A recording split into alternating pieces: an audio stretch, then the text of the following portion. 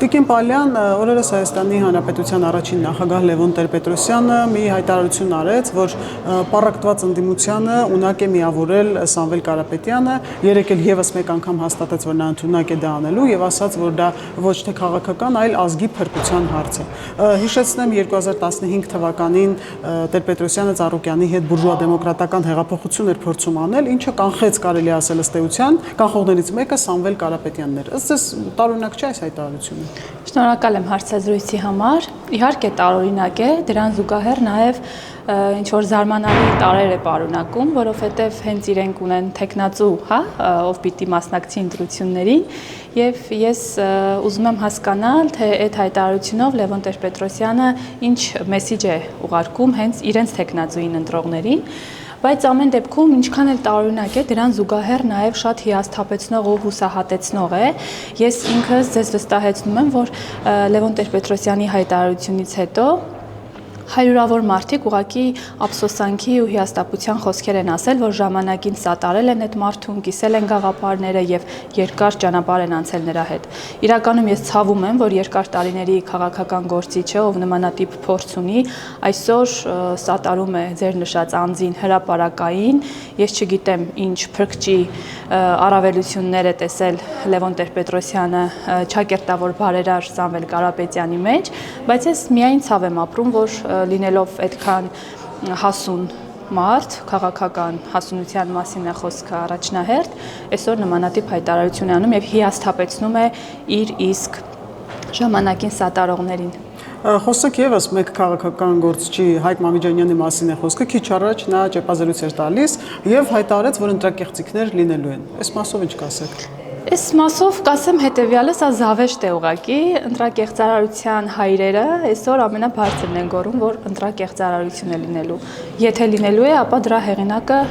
միայն ու միայն լինելու են իրենք, այն մարդիկ, ովքեր տարիներ շարունակ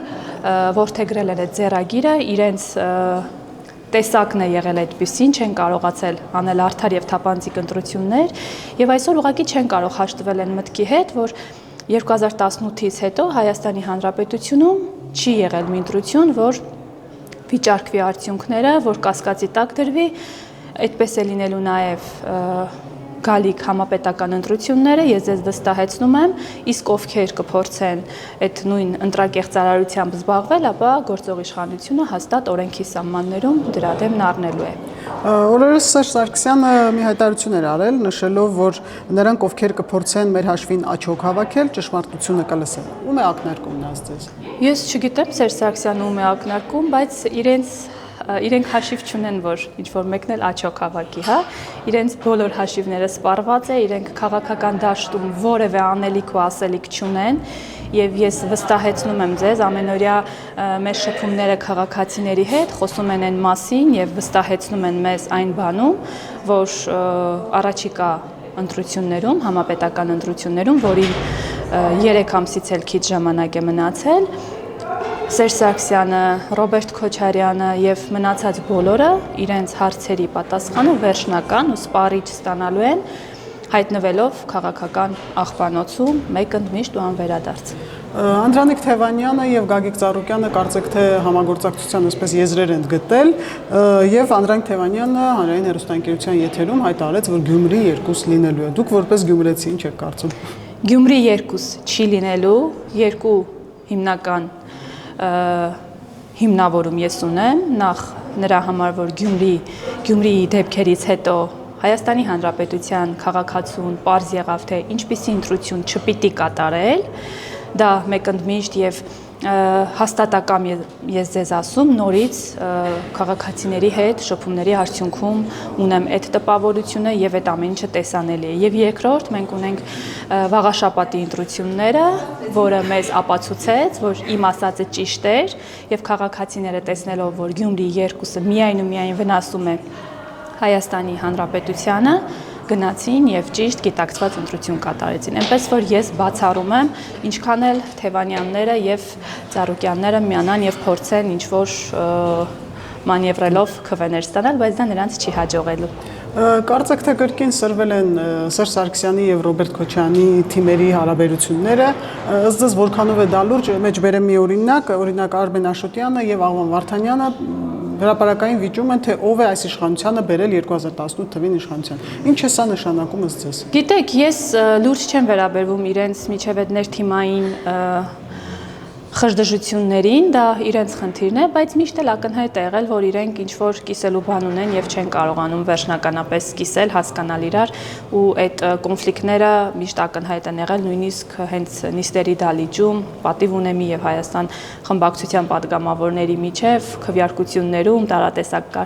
կարծիքներ հայտնելիս, այնպես որ եկեք չմտնենք այդ դաշտ, այդ իրենցն է, ինչքան էլ կռվեն, ինչքան էլ բարիշեն, մեկ է դրանից ոչինչ չի փոխվելու։ Մեր շատ սիրելի քաղաքացիները գիտեն իրենց անելիքը, տեսնելով մեր աշխատանքը գնահատելու են, ես ավելի քան վստահ եմ։ Եվ ինչպես արդեն հայտնի է, վարչապետը հայտարարեց, որ թոշակները բարձրանալու են եւ կարելի է ասել ընդդիմությունը թոշակացավ է ընկել, հավելեմ եւս մեկ բան, Արայիկ Հարությունյանը երեք օրի եթերում հայտարարեց մարզիկների մասով, որ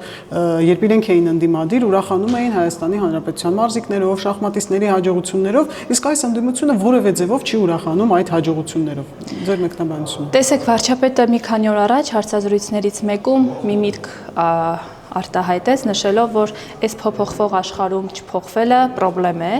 ու ես ուզում եմ այս ամեն ինչը պրոյեկտել մեր ընդդիմության վրա եւ ասել, որ իրենք այսօր մեծագույն խնդրեմ են, որովհետեւ իրենք այդպես էլ չփոխվեցին, այդպես էլ չուրախացան Հայաստանի եւ Հայաստանի Հանրապետության քաղաքացու հաջողություններով ու ձեռքբերումներով ու ձեր նշածը այդ հերթական դրսևորումներից մեկն է։ Իրենց համար կարեւոր է, որ Հայաստանի Հանրապետությունում լինի միշտ լարված վիճակ, ինչու՞ չէ նաև պատերազմական վիճակ, իրենք նույնիսկ չեն մարսում մեր հաստատված խաղաղությունը, կներեք բարիս համար, այնպես որ զարմանալի չէ, իրենք ուզում են, երազում են, որ միշտ մենք լինենք տխուր, չունենանք ոչ մի առաջընթաց, ոչ մի ձեռքբերում եւ ինչի պիտի ուրախանային թոշակների բարձրացումից, որն ի դեպ շարունակական է լինելու, վարչապետը նշեց, որ ամեն տարի կունենանք բարձրացում գնաճին համապատասխան, ինչը կարծում եմ բոլորիս ձեռքբերումն է։ Եվս մի կարևոր բան, Եվրոպայի խորհրդի գրասենյակի ղեկավարը հայտարարել է, որ Հայաստանը կդառնա կամ արդեն դարձել է հիբրիդային սպառնալիքների թիրախ։ Ըստ ձեզ որ երկրի միջամտությունն եք տեսնում, կամ ըստ ձեզ մինչև ընտրություններ ինչպիսի դրսևորումներ կլինեն։ Տեսեք, հիբրիդային պատերազմ Հայաստանի Հանրապետությունում վաղուց էին սկսել է, բայց ես կարծում եմ, որ մինչև ընտրություններ էլ ավելի սրանալու է այս ընթացքում նախընտրական օրերին, բայց միևնույն ժամանակ կարծում եմ, որ եթե մեզանից յուրաքանչյուրը Հայաստանի Հանրապետության քաղաքացու հետ, մեր շատ սիրելի քաղաքացիների հետ ամենօրյա շփումների մեջ լինի եւ կարողանա տեղեկացնել են իրական աշխատանքի մասին, որը 24 եւ 7 ռեժիմով կատարվում է, ապա այդ հիբրիդային պատերազմը իր նպատակին չի ծառայի։ Մենք անընդհատ պիտի կոնտակտի մեջ գտնվենք մեր շատ սիրելի քաղաքացիների հետ եւ իմ կարծիքով դա է հիմնական այն մեթոդը, որով մենք կարող ենք հիբրիդային պատերազմի դեմն առնել, որը անխուսափելի է, հատկապես սրանալու է ընտրությունների նախաշեմին։ Շնորհակալություն։ Ես եմ շնորհակալ։ Հավանիր տեսանյութը եւ բաժանորդագրվիր նորությունները բաց չթողնելու համար։